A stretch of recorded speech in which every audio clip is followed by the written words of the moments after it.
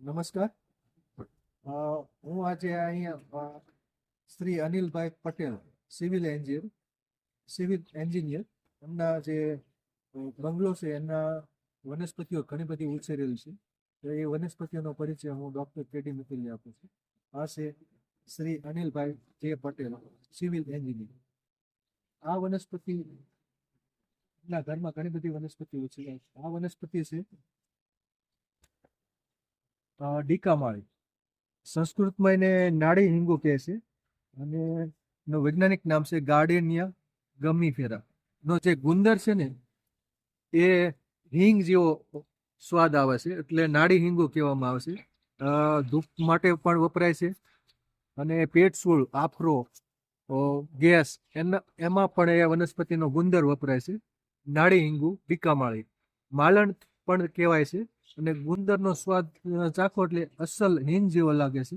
એટલે આ ધૂપ કરવા માટે પણ વપરાય છે. ધૂપેલ ને ગાર્ડેનિયા ગમીફેરા, ડીકામાળી, નાડી હિંગુ, માલણ, આવા અલગ અલગ નામો છે. તો આ વનસ્પતિ બહુ દુર્લભ વનસ્પતિ છે. ગુંદર ખાસ કરીને વાયુના નાશ માટે, વાયુને દૂર કરવા માટે વપરાય છે. નમસ્કાર. આ વનસ્પતિ છે કુંતી કામિની પણ કહે છે. મુરાયા એક્ઝોટિકા, મુરાયા પેનિક્યુલાટા એના વૈજ્ઞાનિક નામ છે. સફેદ રંગના પુષ્પો ખીલતા હોય છે, સુગંધ ધરાવે છે અને આ વાજિકા તરીકે આના પાનનો ઉપયોગ થતો હોય છે. તો કુંતી કામિની સુશોભન માટે આ ખાસ ઉછેરાય છે. ક્ષુપ સ્વરૂપની વનસ્પતિ છે. આ વનસ્પતિ છે જુઈ, જાસ્મિનમ ઓરિક્યુલેટમ એનું વૈજ્ઞાનિક નામ છે. આરોહી વનસ્પતિ છે. સુશોભન માટે ઉછેરાય છે અને સફેદ રંગના પુષ્પો ખીલતા હોય છે. જાત્યાદી તેલ બનાવવા માટે આ વનસ્પતિના પાન ને બધું વપરાતું હોય છે. ખાસ કરીને એ જાત્યાદી તેલ ને જાત્યાદી મલમ એ હરસની સારવાર માટે ઉપયોગી છે. રક્તસ્તંભક છે, જખમને રૂઝવનાર છે અને પુષ્પો આના સુગંધી હોય છે, એટલે અરોમા થેરેપીમાં પણ આ જોઈ વપરાતી હોય છે. આરોહી વનસ્પતિ જાસ્મિનમ ઓરિક્યુલેટમ. વનસ્પતિ છે ધરો, અને ધ્રોખડ પણ કહે છે. સંસ્કૃતમાં એને દુર્વા કહેવામાં આવે છે. ગણેશને પ્રિય. તો આ ખાસ કરીને એક બહુ વર્ષાયું ઘાસ છે, જમીન પર આડું ફેલાય છે અને ધોરીઓ હોય, પાણીની નીક હોય ત્યાં વનસ્પતિ કુદરતી રીતે ઉગતી હોય છે. નિંદણ તરીકે પણ ઉગે છે. આ એક ઔષધીય ઘાસ છે, એટલે કે ખાસ કરીને સિયસ હોય, લોહીવા હોય તો એમાં ધરોનો રસ વપરાતું હોય છે. ધરોને સંસ્કૃતમાં દુર્વા કહેવામાં આવે છે. ધ્રોખડ, ધરો, અને એનું વૈજ્ઞાનિક નામ છે સાયનોડોન ટેક્ટિલોન. આ બહુ વર્ષાયું ઘાસ છે. આ વનસ્પતિ છે થુજા, મયુરશિખા, મોરશિખા પણ કહેવામાં આવે છે. આ વનસ્પતિ ના પાન સાંધાના રોગો માટે વપરાતા હોય છે અને આ વનસ્પતિ થુજા કેટલાક લોકોને વિદ્યા પણ કહે છે. મયુરપંખ, મયુરશિખા, થુજા ઓરિએન્ટાલિસ એનું વૈજ્ઞાનિક નામ છે. તો આ એક અનાવૃત બીજધારી વનસ્પતિ છે, થુજા મયુરપંખ. આ વનસ્પતિ છે ભોંપાત્રી, લોનિયા પ્રોકુમ્બન્સ.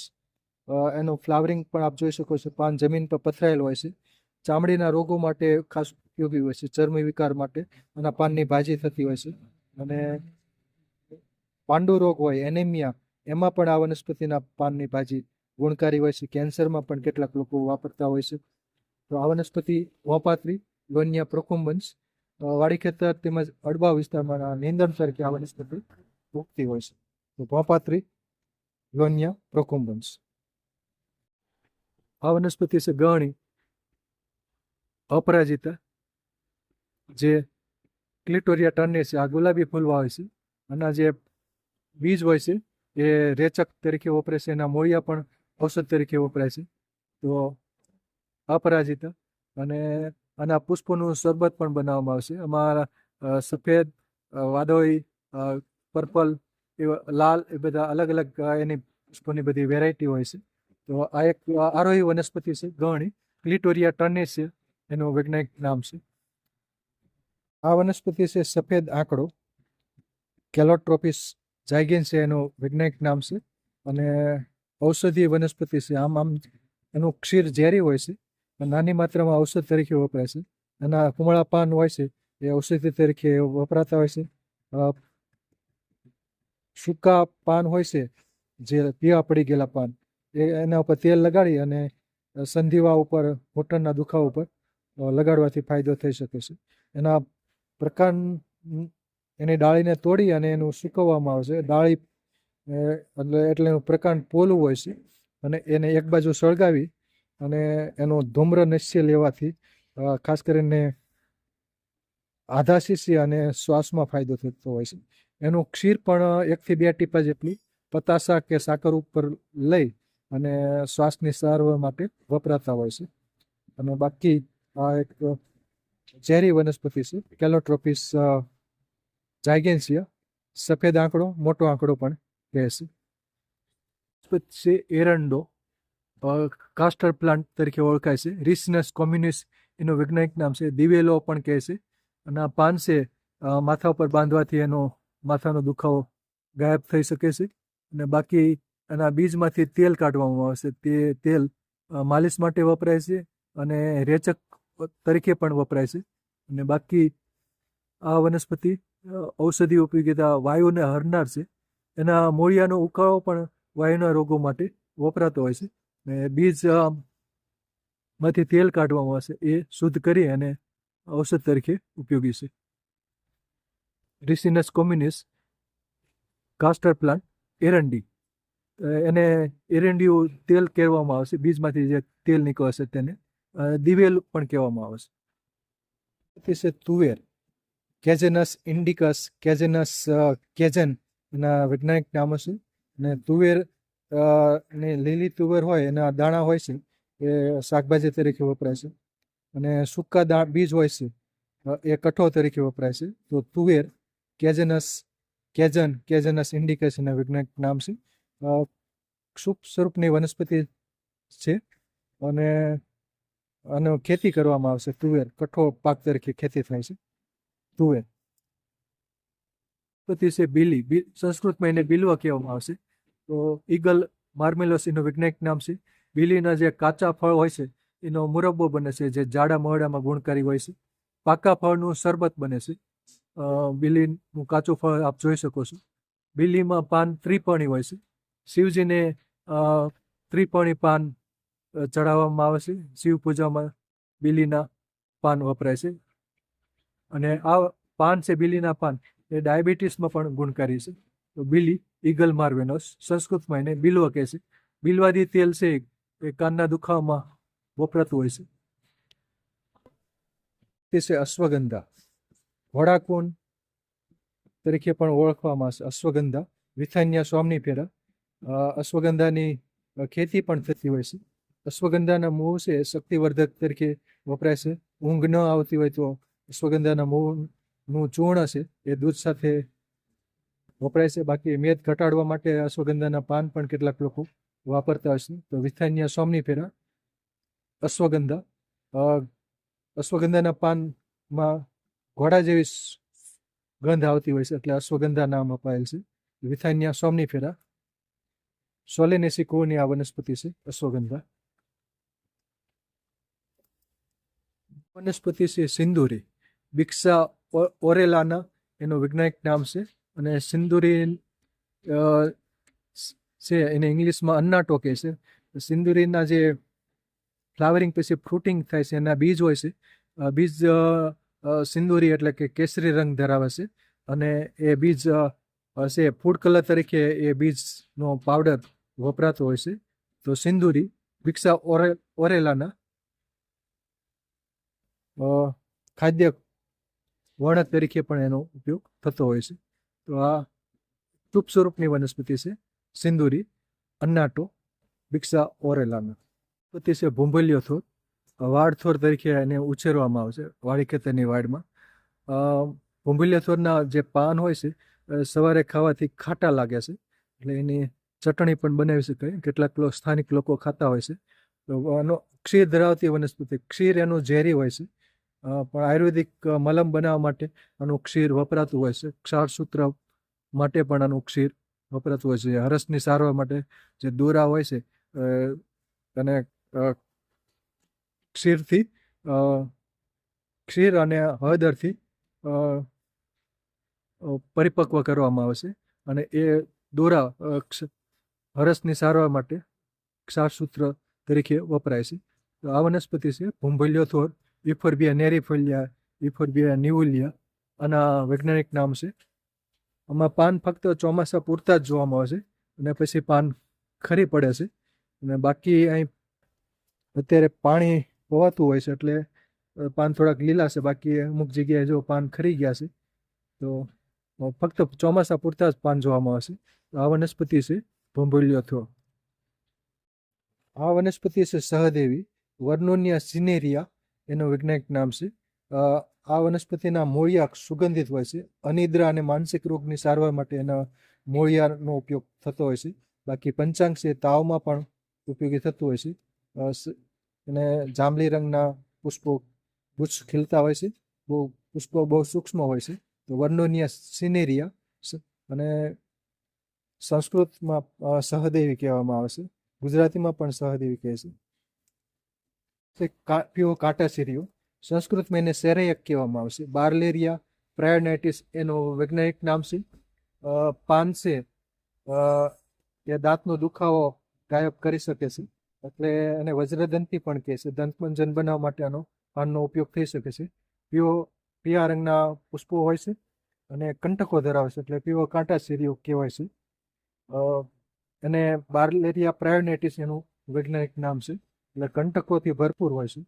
પીવો કાંટાસીરી. વનસ્પતિ છે નાગરવેલ, નાગરવલ્લી, પાઇપર બીટલ એનું વૈજ્ઞાનિક નામ છે. નાગરવેલના પાન છે એ તાજા મુખવાસ તરીકે ખવાય છે. અને બીજું, નાગરવેલના જે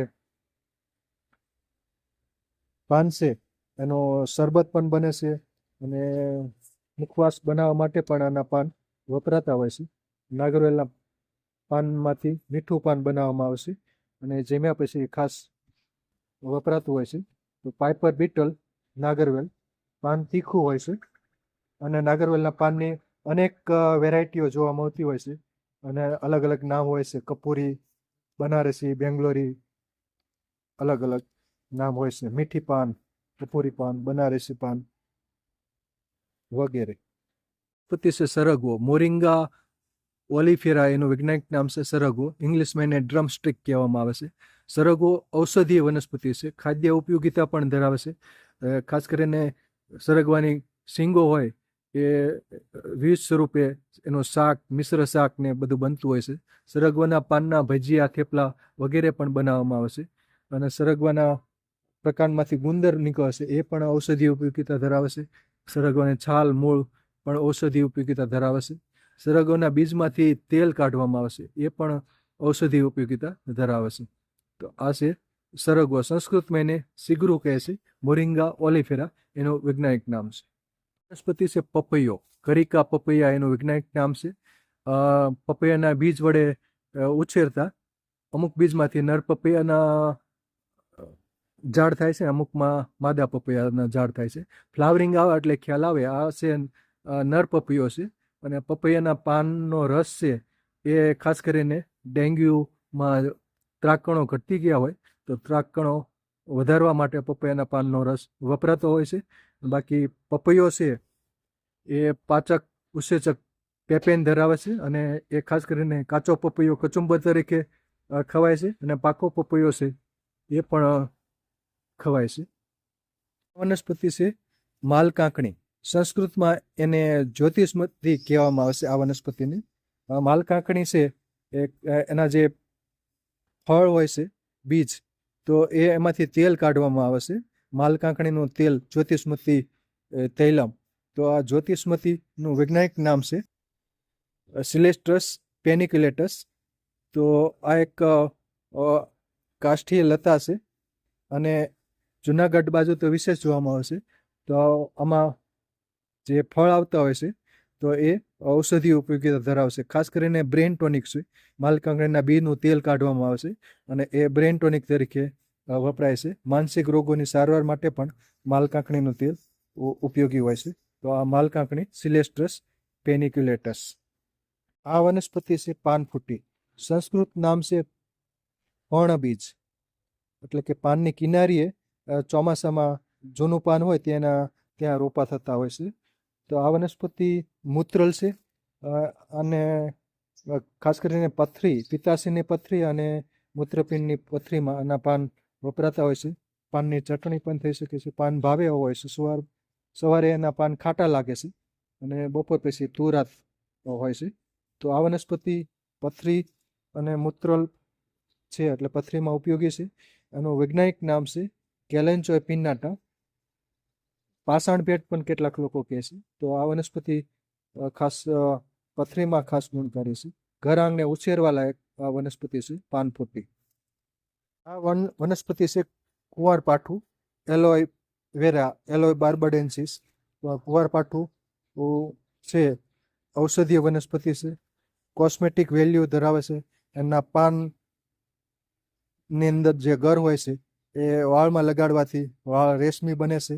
એનો જે કુંવારપાઠાના પાનનું શરબત પણ બનાવવામાં આવે છે. અને કુમારી આસો આયુર્વેદિક ઔષધ બનાવવા માટે પણ આ વપરાય છે. આનો એળિયો પણ બને છે. આનો જે કુંવારપાઠાનો જે પાનનો ગર હોય છે એમાંથી ઘન બનાવવામાં આવે છે, એને એળિયો કહેવાય છે. અને આ માસિક વર્ધક, માસિક નિયમિત માટે કરવા માટે આ વનસ્પતિ વપરાય છે. અને કુમારી પણ કહેવામાં આવે છે સંસ્કૃત નામ. તો આ કુંવારપાઠું. અને દાજવા ઉપર આના પાનનો ઘર લગાડવાથી બળતરામાં એકદમ રાહત મળતી હોય છે. આ છે કુંવારપાઠું, એલોય વેરા, એલોય બાર્બાડેન્સિસ, સંસ્કૃત નામ કુમારી. આ વનસ્પતિ છે ઇન્સ્યુલિન પ્લાન્ટ, કોસ્ટસ ઇગ્નિયસ એનું વૈજ્ઞાનિક નામ છે. અને આ વનસ્પતિના પાન સ્વાદે ખાટા હોય છે. આનું પાનનું સેવન ચટણી સ્વરૂપે પણ કરી શકાય છે પાન ખાટા હોવાથી. અને બાકી ડાયાબિટીસમાં રોજ આના 1 થી 2 પાનનું સેવન કરવાથી સુગર કંટ્રોલમાં આવી શકે છે, પણ દરેકને ફાયદો થાય નહીં. બરાબર. તો આ ઇન્સ્યુલિન પ્લાન્ટ છે, કોસ્ટસ ઇગ્નિયસ એનું વૈજ્ઞાનિક નામ છે. વનસ્પતિ છે અરણી, લઘુ અરણી તરીકે ઓળખાય છે. અગ્નિમંત સંસ્કૃત નામ છે. ક્લેરોડેન્ડ્રમ મલ્ટીફ્લોરમ, ક્લેરોડેન્ડ્રમ ફ્લોમાઇડિસ એના વૈજ્ઞાનિક નામ છે. દસમુલારિસ ને દસમુલ ક્વાથ માટે અરણીના મૂળ વપરાય છે. બાકી મેદ ઘટાડવા માટે કેટલાક લોકો અરણીના પાન પણ વાપરે છે. આ વનસ્પતિ અરણી, અગ્નિમંત. વનસ્પતિ છે અઘેડો, અને અપામાર્ક પણ કહેવામાં આવશે. એકિરન્થસ એસ્પેરા એનું વૈજ્ઞાનિક નામ છે. અને આના પંચાંગને બાળીને એક અપામાર્ક ક્ષાર તેલ કાઢવામાં આવે છે, અને એ કાનના રોગો માટે અને નસ્ય માટે વપરાતું હોય છે. બાકી આના જે મૂળ છે એ ઇઝી ડિલિવરી માટે વાપરતા હોય છે. અને એના બીજ છે એની ખીર કરીને લેવાથી અઠવાડિયા સુધી ભૂખ લાગતી નથી. તો અને ઋષિ પાંચમ હોય ત્યારે અઘેડાના ડાળીનું દાંતણ કરવામાં આવે છે. ખાસ કરીને સાધુ સંન્યાસી લોકો હોય છે એ ઋષિ પાંચમ એટલે સામા પાંચમના દિવસે આ વનસ્પતિ અઘેડાનું દાંતણ કરતા હોય છે. વનસ્પતિ છે કેળ, મુઝા પેરાડિસિકા એનું વૈજ્ઞાનિક નામ છે. અને કેળના પાન છે એમાંથી સાડી પણ બનાવવામાં આવે છે કેળના પાનમાંથી. અને બાકી પેપર ડીશ બનાવવા માટે જે ડીશ બનાવવી હોય ખાદ્ય ખોરાક માટેની, ખાવા માટેની, તો એમાં પણ આનો ઉપયોગ, પાનનો ઉપયોગ થાય છે. બાકી ફળ તો ખવાય જ છે. રંભા ફળ તરીકે ઓળખાય છે કેળા. કાચા કેળાની વેફર બને છે ને શાક પણ બને છે. પાકા કેળા ખવાય છે. વનસ્પતિ છે કાલમેઘ, અને લીલું કરિયાતું પણ કહેવામાં આવે છે. એન્ડ્રોગાફિસ પેનિક્યુલાટા એનું વૈજ્ઞાનિક નામ છે. અને આ વનસ્પતિનું પંચાંગ છે એ તાવ, કમળો, કૃમિ, ડાયાબિટીસ વગેરે રોગોની સારવાર માટે ઉપયોગી છે. આ દેશી કરિયાતું પ્રમાણમાં સસ્તું હોય છે. નેપાળી કરિયાતું થોડું મોંઘું હોય છે. તો આ એન્ડ્રોગાફિસ પેનિક્યુલાટા કાલમેઘ, લીલું કરિયાતું, તાવમાં ખાસ ગુણકારી છે. તાવ, કમળો, કૃમિ વગેરેમાં. આ વનસ્પતિ છે કાકમાચી, ભોંય પિલોડી. આ ભોંય પિલોડી સોજા મટાડનાર છે. આનું વૈજ્ઞાનિક નામ છે સોલેનમ વિલોસમ. લાલ ફળ છે પાકે એટલે. અને મકોઈ પણ કહેવામાં આવે છે. કાકમાચી, તો આ મૂત્રલ છે અને સોજા મટાડનાર છે કાકમાચી, અને પાનની ભાજી પણ થતી હોય છે. તો કાકમાચી છે વૈજયંતીમાલા, કોઇક્સ લેક્રીમા જોબી એનું વૈજ્ઞાનિક નામ છે. આ એક પ્રકારનું ઘાસ છે. તો આના જે ફળ છે એની માળા બનાવવામાં આવે છે, વૈજયંતીમાલા તરીકે ઓળખાય છે, અને ગવેધુકા પણ કહેવામાં આવે છે. તો આ વનસ્પતિ વૈજયંતીમાલા જે એના ફળ હોય છે એમાં કુદરતી રીતે છિદ્ર હોય છે, એટલે સોય દોરા વડે આના જે ફળ હોય છે એની માળા બનાવવામાં આવે છે, એટલે વૈજયંતીમાલા તરીકે ઓળખાય છે. વનસ્પતિ છે અરડુસી, સંસ્કૃતમાં એને વાસા કહેવામાં આવે છે. એધાટોડા વેસિકા જસ્ટિસિયા એધાટોડા એના વૈજ્ઞાનિક નામો છે. એકેન્થેસી કુળની વનસ્પતિ છે, અને આના જે અરડુસીના પાન છે કફ, ઉધરસ, શ્વાસ એમાં તો ગુણકારી છે, અને બાકી રક્તસ્તંભક ગુણધર્મ પણ ધરાવે છે. તો અરડુસી એનો અવલેપ બનાવવામાં આવે છે, અને કફ, ઉધરસ, શ્વાસમાં તો ખાસ ગુણકારી છે. અરડુસી વાસા એધાટોડા વેસિકા. આ વનસ્પતિ છે ગુલાબ, રોઝા સેન્ટિફોલિયા, રોઝા દમાસ્યના, એ બધા અલગ અલગ એના નામ હોય છે. રોઝા સેન્ટિફોલિયા, રોઝા દમાસ્યના. તો આ ગુલાબ છે. ઇંગ્લિશમાં એને રોજ કહેવામાં આવે છે, અને ગુલાબના પુષ્પનો માં અંદર સુગંધ આવેલી હોય છે, એટલે અરોમા થેરેપીમાં પણ ગુલાબ વપરાય છે. અને બાકી ગુલાબની પુષ્પોની જે પાંખડીઓ હોય છે એનો ગુલકંદ બનાવવામાં આવે છે, અને ખાસ કરીને તજા ગરમી હોય, એસિડિટી હોય, એમાં એ ગુલકંદ વપરાતો હોય છે. તો ગુલકંદ, અને બાકી ગુલાબના પુષ્પોની પાંખડીઓ હોય છે એ એક સતપત્રી સંસ્કૃત નામ છે. સતપત્રાદી ચૂર્ણ બનાવવા માટે પણ ગુલાબની પાંખડીઓ વપરાતી હોય છે, અને ગુલાબની માંથી રોઝ વોટર પણ કાઢવામાં આવે છે ગુલાબના પુષ્પોની પાંખડીઓમાંથી, અને શરબત બનાવવા માટે પણ ગુલાબની પાંખડીઓ વપરાતી હોય છે. તો રોઝા સેન્ટિફોલિયા, રોઝા દમાસ્યના, અને રોઝા પ્રજાતિની ઘણી બધી જાતિઓ છે. વનસ્પતિ છે નગોડ, સંસ્કૃતમાં એને નિર્ગુંડી કહેવામાં આવે છે, કાળી નગોડ છે. વાયટેક્સ નિગુંડો એનું વૈજ્ઞાનિક નામ છે, અને નગોડના પાનમાં બાષ્પશીલ તેલ હોય, સુગંધિત વનસ્પતિ છે. અને નગોડનું તેલ કેશ તેલ બનાવવા માટે વપરાય છે. માલિશ માટે પણ તેલ બનાવવા માટે નિર્ગુંડી તેલ વપરાતું હોય છે. અને બાકી વાયુના રોગો માટે ખાસ કરીને સાયટિકા, રાંજણ, એમાં નગોડના પાનનો ઉકાળો વપરાતો હોય છે. વનસ્પતિ છે ઇક્ઝોરા, ઈસ્વાકુ રૂકમણી પણ કહેવામાં આવે છે. ઇક્ઝોરા કોક્સિનિયા, લાલ ફૂલ હોય છે. રૂબિયેસી કુળની આ વનસ્પતિ છે ઇક્ઝોરા કોક્સિનિયા, ફેમિલી રૂબિયેસી. સુશોભન માટે આ વનસ્પતિ ઉછેરાય છે, ક્ષુપ સ્વરૂપની વનસ્પતિ છે. આ વનસ્પતિ છે તુલસી, શ્યામ તુલસી છે. ઓસિમમ સેન્ક્ટમ એનું વૈજ્ઞાનિક નામ છે. રામ તુલસી અને શ્યામ તુલસી, આ શ્યામ તુલસી છે. વૃંદા પણ કહેવામાં આવે છે. કફ, ઉધરસ, શરદી, શ્વાસ એમાં આ વનસ્પતિના પાન વપરાતા હોય છે, અને તુલસીના પ્રકારની માળા પણ બનાવવામાં આવે છે.